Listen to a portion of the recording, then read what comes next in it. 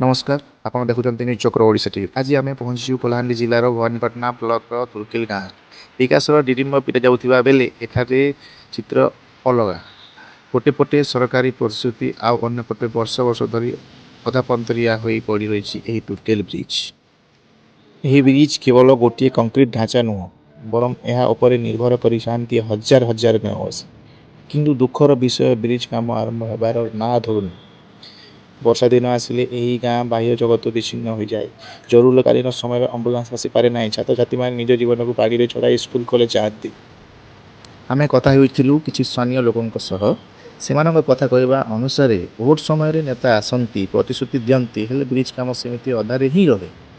ଏଠି ପ୍ରଶ୍ନ ଉଠୁଛି, ପ୍ରଶାସନ କାହାକୁ ଅପେକ୍ଷା କରିଛି? କଳାହାଣ୍ଡି ଜିଲ୍ଲାପାଳ ଏବଂ ବିଭାଗୀୟ ଯନ୍ତ୍ରୀଙ୍କ ଦୃଷ୍ଟି ଆକର୍ଷଣ କରିବା ପାଇଁ ଆଜି ଆମର ଏହି ପ୍ରୟାସ। ତୁର୍କେଲବାସୀଙ୍କ ଦୁଃଖ କେବେ ଶେଷ ହେବ? ଏହି ଭିଡ଼ିଓକୁ ଏତେ ମାତ୍ରାରେ ସେୟାର କରନ୍ତୁ ଯେ ଯେମିତି ଏହା ଉପଯୁକ୍ତ ଅଧିକାରୀଙ୍କ ପାଖରେ ପହଞ୍ଚିବ। ଆପଣଙ୍କ ମତାମତ କମେଣ୍ଟ ବକ୍ସରେ ନିଶ୍ଚୟ ଜଣାନ୍ତୁ। ଆଗକୁ ଏମିତି ଖବର ଦେଖିବା ପାଇଁ ନ୍ୟୁଜ୍ ଚକ୍ର ଓଡ଼ିଶା ଟିଭିକୁ ସବସ୍କ୍ରାଇବ୍ କରନ୍ତୁ।